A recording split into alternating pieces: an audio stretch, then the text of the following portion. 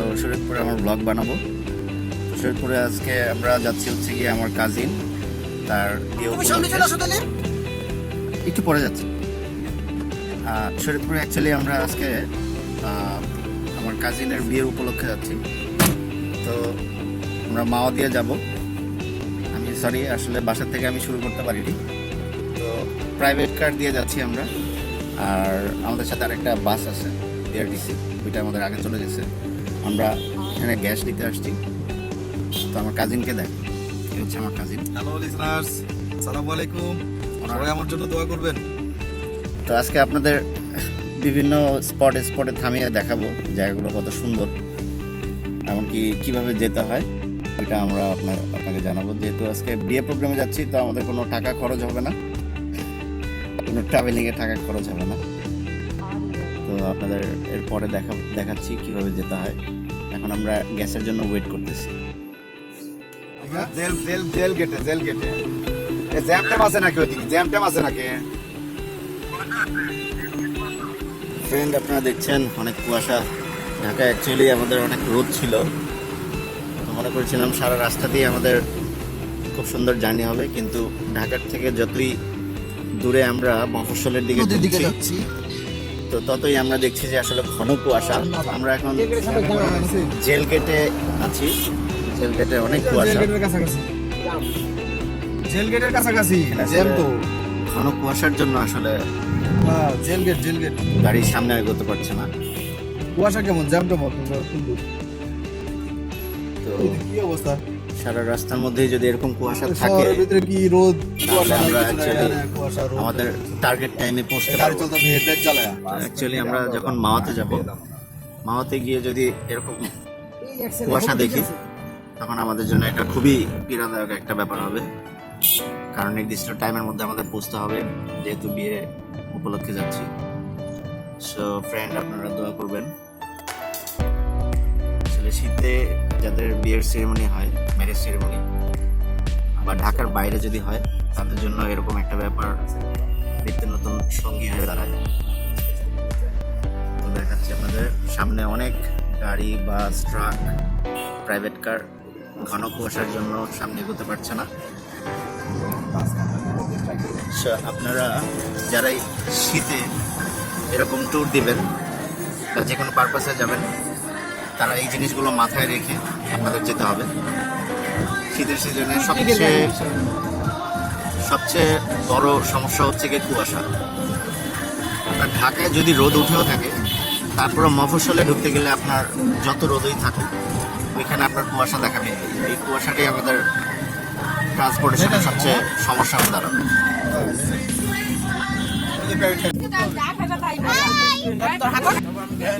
আমরা সবাই বিয়ে বাড়িতে যাচ্ছি, তো এখন বাসের মধ্যে দুলা ভাই কিছু বলবে আপনাদের, বলেন। খাওয়ার সময় ডিস্টার্ব না করলে ভালো। সালাম দেন। কারণ গাড়ি আটকা পড়ছি। আর আমার ইউটিউব চ্যানেলটা একটু লাইক, শেয়ার এন্ড সাবস্ক্রাইব বলেন। মেয়েরা লাইক দেয়, জন্য আমি আর দিলাম না। Like, comment, share and subscribe. I am Biplab. খাওয়ার জন্য কিছু মাথায় আসতেছে না। আচ্ছা ঠিক আছে, খান, সমস্যা নেই। হ্যাঁ, এই যে এটা হচ্ছে আমার আপু। আপু কিছু বলেন। কি বলবো? বলেন, কোথায় যাচ্ছি, কেমন লাগতেছে? মজাই লাগতেছে। যদি জ্যাম না থাকতো তাহলে বেশি ভালো লাগতো। ছোট ভাইয়ের বিয়ে খাইতে যাচ্ছি। অনেকদিন পরে বিয়ে করতেছে। অনেকদিন পরে বিয়ে করতেছে। বুড়া বয়স হয়ে গেছে অলরেডি। আমি আসলে আমি টেনশন আছি, কারণ এটা হচ্ছে আমার বড় আন্টি। আসলে আমি টেনশনে আছি। একজনের সিট উনি হচ্ছেন আমার ছোট আন্টি। একদম। হ্যাঁ ডিয়ার ফ্রেন্ড, আমরা এখন ফেরির জন্য ওয়েট করছি। তো এই জন্য আমরা এখানে সবাই ওয়েট করতেছি। আমরা অনেক সেলফি তুলেছি, ভিডিও করেছি, অবশ্যই আপনাদের দেখাবো ভিডিওটা। শরীয়তপুর ব্লগ 2। আমরা এই টাইমটাতে আছি হলো মাওয়াতে। ঢাকা থেকে মাওয়া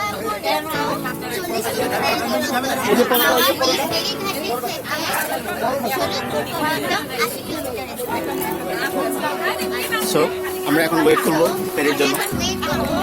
ফেরির জন্য আমাদের সাথেই থাকবেন।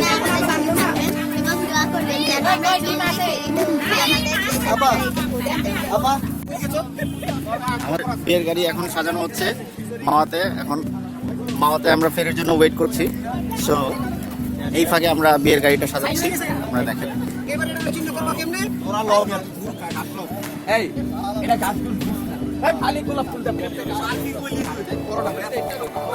আরে এক জায়গায় রাখা লাগবে। আমরা কোথায় যাচ্ছি? কোথায় যাচ্ছি? আমরা এখন ফেরিঘাটে আমরা এখন ওয়েট করছি। আজকে শুক্রবার, এই জন্য ফেরিতে অনেক জ্যাম। এত মানুষ অ্যাকচুয়ালি মাওয়াতে হয় বন্ধের দিনগুলোতে। আমরা এর পরের ফেরিটাতে উঠতে পারবো। আমাদের যে বাসটা আসছে সেই বাসটা আমরা ফেরির জন্য ওয়েট করতেছি এখন। আর বরযাত্রী পরের গাড়িটা ওই ফেরিতে যাচ্ছে। আমরা মামার ওই পারে যেখানে আমরা কাঁঠাল বাড়ি সৈয়দপুর, এখানে যে আমরা মিট করবো। আচ্ছা ভাই, তোমার একটু অনুমতিটা বলো, কেমন লাগছে? হ্যাঁ, অনুমতি যখন ট্রাভেল শেষ হবে তখন। ট্রাভেল না, বিয়ে। ওই হইলো। আমরা ফ্রেন্ড এখানে অনেক ভিড় দেখতেছি, তো একটা ভাইকে পাইছি। তো এই ভাইটা অ্যাকচুয়ালি অনেকক্ষণ নাকি এখানে ওয়েট করছে। ভাই একটু বলেন। আমি কালকে চট্টগ্রাম থেকে আসছি, রাত 12টা বাজে আই এই গাড়ি করছি। ফেরি 12টার দিক অফ হয়ে যায়, না 12টার আগেই অফ হয়ে যায়। ফেরি থেকে যদি গাড়ি ধরি, গাড়ি দিয়ে আজকে 10টার পর থেকে এদিকে থাকবে। এখন বর্তমানে আমার গাড়ি থেকে ফেরি চলছে। মানে সাধারণত শুক্রবারে অনেক জ্যাম থাকে। শুক্রবার কুয়াশা আছে তো, আচ্ছা, কুয়াশার কারণে বন্ধ ছিল। তার মানে কালকে রাতের থেকে আপনি এখানে? কালকে রাতে শুধু আমরা না, শত শত গাড়ি, My God. দক্ষিণাঞ্চলে যত গাড়ি আছে এই সব গাড়ি এইভাবে আজকে 10টার পর থেকে এলাকা এখন দায়িত্বে আছে। তাহলে আপনি এখানে থাকছেন কই, ঘুমাইছেন কই, খাইছেন কই? এই বাসের ভিতরে বাবা এই ঘোরাফেরা আর খানা দানা, ওই চার দোকান আছে, হ্যাঁ এই ভিতরে হাই আল্লাহ। সো ফ্রেন্ড, আপনারা বুঝতেই পারছেন যে আজকে এত মানুষের রাশ। এই রাশের জন্য অ্যাকচুয়ালি এখানে অনেক মানুষের ভিড় জমেছে। তো কালকে রাতের থেকে শত শত মানুষ এখানে বাস, ট্রাক, মাইক্রো, তারপরে ছোট লরি, ট্রাক, এইসবে মানুষ ওয়েট করেছে। এমন এখানে সবাই রাত্রি যাপন করেছে যার যার মতো। এই ছোটোখাটো এখানে দেখা যাচ্ছে যে ওইখানে আপনার হোটেল আছে, ওই হোটেলে খাবার দাবার খেয়েছে। তো আপনারা দেখতেই পাচ্ছেন যে এই ফেরিঘাটে কতটা রাশ পড়ে। অ্যাকচুয়ালি শুক্রবার বন্ধের দিনে এখানে অনেক রাশ পড়ে। তো আপনারা যদি কখনো আপনারা এখানে আসেন বা বিয়ে বাড়িতে যদি প্রোগ্রাম থাকে বা যে কোনো অনুষ্ঠানে যদি আপনারা এই ফেরিঘাট দিয়ে যান, তখন আপনারা আসলে ক্যালকুলেশন করে যাবেন। নাহলে আমাদের মতো এরকম ভোগান্তিতে আমরা যদিও এখানে তেমন একটা ভোগান্তিতে পড়িনি, শুধুমাত্র 1 ঘন্টা বা 1.5 ঘন্টা আমাদের টাইম লেগেছে। কিন্তু এখানে শত শত মানুষ, আপনারা শুনতেই পেরেছেন একটা ভাইয়ের কাছে। টিকিট শেষ হয়ে গেল, তাড়াতাড়ি টিকিট আপনি কত দূরে যাবেন? আমি এই যে এবারে যাবো, শরীরপুর যাবো। কতক্ষণ লাগবে? 45 মিনিট। কত করে টিকিট? টিকিট 50 টাকা করে। সিটে বসেন। আচ্ছা ভাই, কিভাবে যাওয়া যাবে? কত টাকা টিকিট? ফেরি দেওয়া যাবে না, আপনি শুনে দেবেন। দেন 45 টাকা, 45 মিনিট লাগবে। 50 টাকা লাগবে। ভাই আসলে আমার তো বিয়ে দাওয়াত আছে ওখানে রে, তো আমি যদি তাড়াতাড়ি না যাই ওখানে সব খাবার শেষ হয়ে যাবে। তুই একটু জলদি করে। আচ্ছা না, 50 টাকা। টাকা নেই আমার। তাহলে সাথে যান, দৌড়া টিকিট দেন।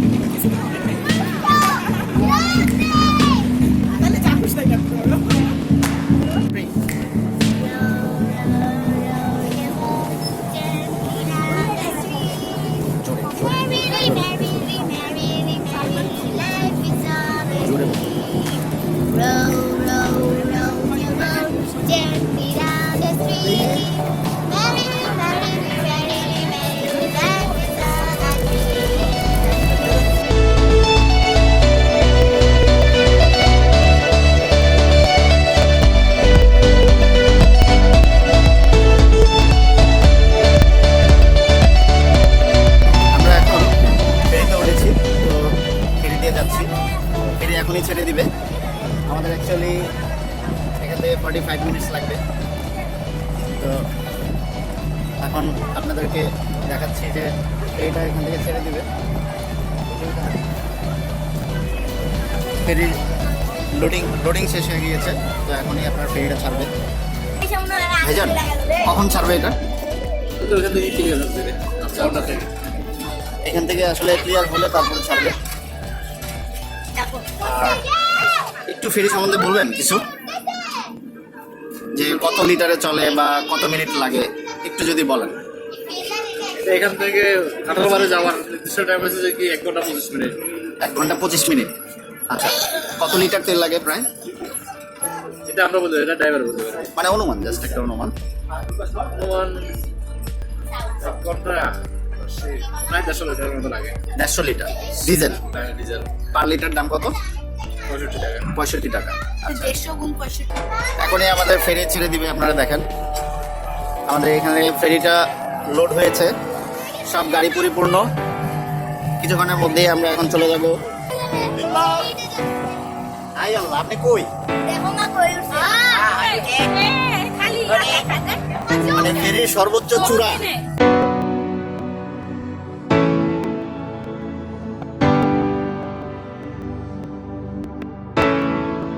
ড্রাইভারের সাথে আমরা যেটা কথা বলে জানলাম, 1 ঘন্টা 30 মিনিটের রাস্তা, 150 লিটার ডিজেল লাগে। প্রতিনিয়ত যাচ্ছে আসতেছে। তো এখানে একদম পুরো একদম বিজি একটা BRWTA, বাংলাদেশ রোড ট্রান্সপোর্ট অথরিটির ফেরিঘাট। এখানে প্রায় আমার জানা মতে 8টি ফেরি চালু আছে। অবশ্য শীতকাল দেখে এখানে এখনো কিছু কুয়াশা দেখা যাচ্ছে। আমরা কিছু আগে একটা লোককে শুট করেছিলাম, উনি বলেছে কালকে রাতের থেকে এখানে তারা ওয়েট করেছে। সাধারণত শুক্রবার শনিবার অনেক রাশ থাকে, এই রাশে হাজার হাজার গাড়ি আটকে থাকে। তো আপনাদেরকে আমি বলবো যে যদি মাওয়া যাওয়ার প্ল্যান থাকে আপনারা অবশ্যই এখানে যথাসময়ে চলে আসবেন।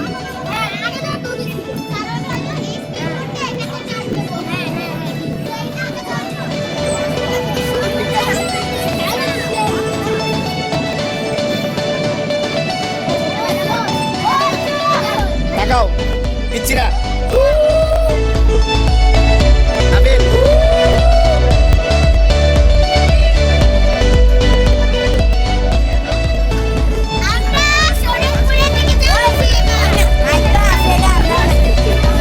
ফ্রেন্ড, আপনাদের অবগতির জন্য জানাচ্ছি, ওই যে দেখা যাচ্ছে সামনে যেটি, ওইটা আসলে পদ্মা ব্রিজ হচ্ছে। এখানে মূলত একটা পদ্মা সেতুর পার উঠেছে।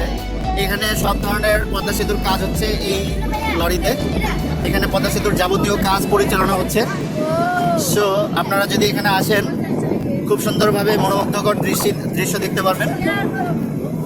আর এখানে আসলে দেখার রিসোর্ট ওইদিকে রিসোর্ট, ওই যে ওই জায়গাটা, আমরা ওইদিক দিয়ে যাবো না। এই যে যাওয়ার সময় পড়বো না, তার ডানে পড়বো, নদী পার হয়ে যেতে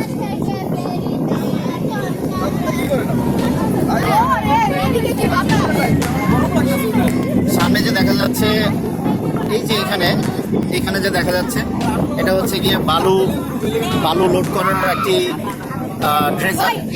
এই ড্রেজারের মাধ্যমে এখানে বালু ভরাট করা হচ্ছে। এই বালুগুলো কালেকশন করা হচ্ছে আপনার পদ্মার মাঝখানে, একদম নদীর মাঝখানে যে বালু উত্তোলন হয়, সেই বালুগুলো এখানে ড্রেজারের মাধ্যমে এখানে ফেলা হয়। আবার এইখান থেকেই বালুগুলো বিভিন্ন জায়গায় ট্রান্সফার করা হয়।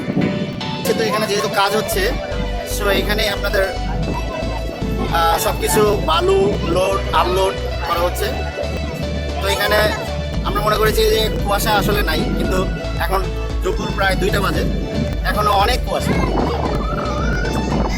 নদীর উপরে আসলে কুয়াশা থাকবে, এটা স্বাভাবিক, জলীয় বাষ্প এখানে অনেক বেশি। সো এই ধরনের পানি যেখানে জায়গাটা আছে ওইখানে আপনার শীতের সময় একটু কুয়াশা বেশি থাকবে, এটাই স্বাভাবিক। আবার পাহাড়ের অঞ্চলে যদি আপনি জান, আমি যেখানে ব্লক 1 রাঙামাটিতে দেখিয়েছি, ব্লক 1-এ দেখিয়েছি রাঙামাটিতে, ওইখানে পাহাড়ের চূড়ায় অনেক মেঘ আছে। ওইখানে অ্যাকচুয়ালি ওইটা কুয়াশা না, ওইটা হচ্ছে মেঘ, আর এখানে হচ্ছে কুয়াশা, পানির সাথে একদম ভেসে গিয়েছে।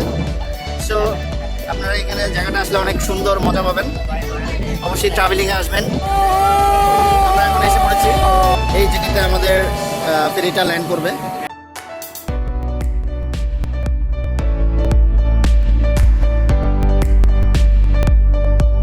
শরীয়তপুর কাঁঠালবাড়ি ফেরিঘাট। এখানে আপনারা আসলে অবশ্যই আপনারা এইখানে নামতে হবে।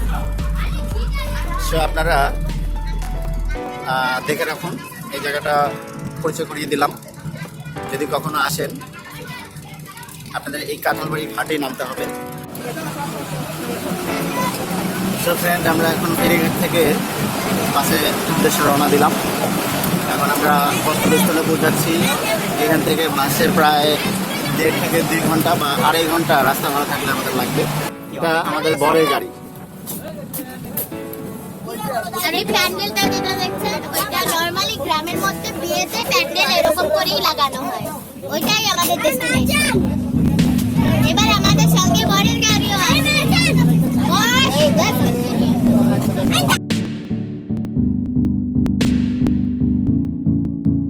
পিছনে চলে আসবো। সৈনুদ্দিন ভাই, আপনি কিছু বলেন, কিছু তো বলেন নাই, আপনার ফিলিংসটা বলেন। কয়বার শরীয়তপুর আসলেন, কিরকম মজা পাচ্ছেন, কেমন লাগছে অ্যাকচুয়ালি আপনার? ভালো লাগতেছে না? মানে এই ধান খেত আপনি ঢাকাও দেখছেন? নতুন নতুন কিছু মনে হচ্ছে না, নতুন কিছু দেখতেছি সেরকম, তবে ভালো লাগছে। এই নিয়ে আপনি শরীয়তপুর কতবার আসেন? এই হাতে কোনো 15-16 বার এসেছি। 15 থেকে 16 বার। কিন্তু এরকম জার্নি তো অ্যাকচুয়ালি হয় না। বাসে ফার্স্ট বাসে না, মানে এরকম একটা গ্যাদারিং প্লেস, এরকম একটা ম্যারেজ সেরেমনিতে উপলক্ষে তো আর আসা হয়। সেরেমনি উপলক্ষে আসা হয়েছে, তবে লঞ্চ আসা হয়েছে লঞ্চে। আচ্ছা আচ্ছা, মানে এরকম ফ্যামিলি টুগেদার, ইভেন তোমার সাথেই তো ওটা তো আসছি, জয়েন করছি। বাট ফ্যামিলি গেট টুগেদার ভাবে এইভাবে আসছি কিনা আমরা? বাসের জার্নিটাই প্রথম। আচ্ছা, আমি বাসে কখনো শরীয়তপুর আসিনি। ধারণা ছিল যে রাস্তাঘাটের অবস্থা খুবই খারাপ। আমার ধারণা সামনে আসলেই খারাপ, সো এত গুড লাক হওয়ার কোনো সমস্যা নেই। তবে একটা পজিটিভ দিক হলো যে আমরা বিআরটিএ বাসে আছি। আচ্ছা, আর বিআরটিএ বাসের বৈশিষ্ট্য হলো এটা যে এটা উপর নিচ হয় না, মানে সাসপেনশন অনেক ভালো, সাসপেনশনটা অনেক বেটার, যার কারণে কনফিউজ হবে না রাস্তা খারাপ হলে। আচ্ছা আচ্ছা, ঠিক আছে, সবাইকে বিশেষভাবে অনুরোধ করছি, আই এম বিপ্লব নামে একটি চ্যানেল আছে, ইউটিউব চ্যানেল। সেই চ্যানেলকে অবশ্যই লাইক, শেয়ার এবং সাবস্ক্রাইব করবেন, এবং অবশ্যই বেল আইকনে চাপ দিয়ে ওটাকে নোটিফিকেশন অন করে রাখবেন, যেন নতুন নতুন ভিডিও যখনই আসবে তখনই আপনারা সেই ভিডিওটির নোটিফিকেশন পেতে পারেন।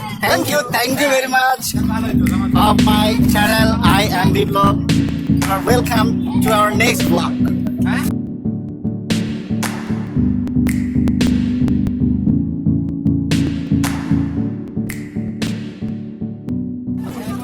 Hello dear friend, আমাদের আস্তে আস্তে অনেক রাত হয়ে গেল। ড্রাইভার চালাই দিয়ে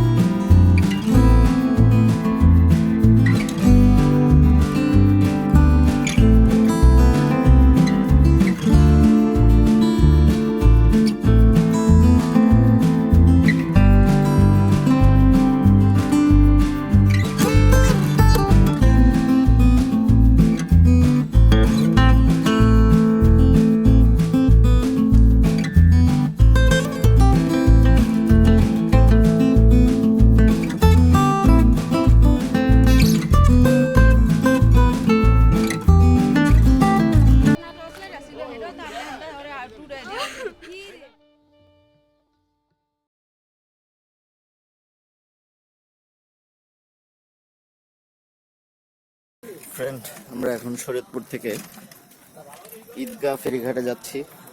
ঈদগাহ ফেরিঘাটে থেকে আমরা ঢাকা ফেরিতে উঠব। তো যাওয়ার পথিমধ্যে আমরা দেখতে পেলাম এখানে একটা ট্রাক কাদার মধ্যে চাক্কা দেবে গিয়েছে। তো এই একটা ট্রাকের জন্য এখানে শত শত গাড়ি ওয়েট করতেছে। তো আমাদের প্রচন্ড যাতায়াতের সমস্যা হচ্ছে। একটা বাসের জন্য আসলে মানে অনেকগুলো বাস ভাবে জমাট পড়েছে, আপনারা দেখতেই পাচ্ছেন। এই ঘন কুয়াশা শীতের মধ্যে এমনি বিপদ, তার উপরে আরো বিপদ ডেকে এনেছে এই ট্রাক।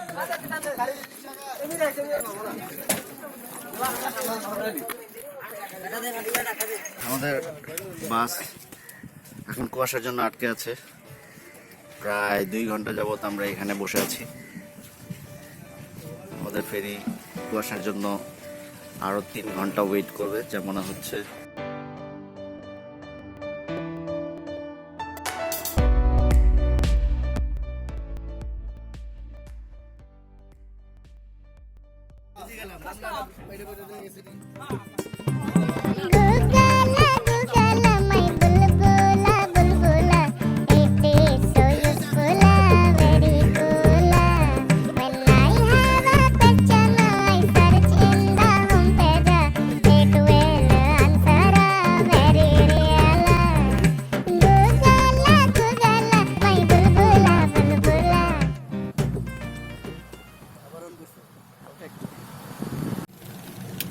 ফ্রেন্ড, এই হচ্ছে আমাদের বিআরটিসি বাসের ড্রাইভার। উনি অনেক অভিজ্ঞতার পরিচয় দিয়েছে আমাদের সাথে, অনেক সুন্দর করে বাসটা চালিয়েছে। শরীয়তপুরে আসলে অনেক সরু রাস্তা, কিন্তু এর মধ্যে ওনার দক্ষতার সহিত এমনভাবে চালিয়েছে, আমরা আসলে ওনার কাছে চিরকৃতজ্ঞ। আপনার নামটা মোহাম্মদ আলী আকবর ভাই। উনি আমাদের অনেক সুন্দর করে ড্রাইভ করে ঢাকা থেকে শরীয়তপুর এবং শরীয়তপুর থেকে ঢাকায় নিয়ে আসছেন। আমরা আসলে ওনার কাছে অনেক চিরকৃতজ্ঞ। তো ভাইয়ের কাছে একটাই আবেদন থাকবে, নেক্সটে যদি আবার শরীয়তপুর আসি ইনশাল্লাহ আপনি আমার thank you very much. Friend, আসলে দীর্ঘ যাত্রার পরে আমরা এখন বাসায় ফিরতেছি, ব্যাক টু মাই প্যাভিলিয়ন।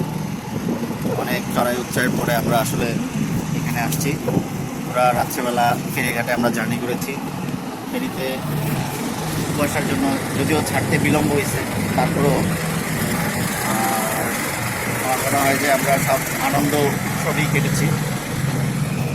দেখতেই পাচ্ছেন ফ্রেন্ড, এখন সকাল 8টা বাজে, তারপরেও ঘন কুয়াশা, এই জন্য আমাদের যাত্রা অনেক বিলম্ব হয়েছে। সো আপনাদের জন্যই আমি ব্লগ তৈরি করি। এটা হচ্ছে ব্লগ টু শরীয়তপুর। অবশ্যই আমার channel like, comment, share and subscribe করবেন। I am Biplab. Thank you. Like, share, comment, subscribe.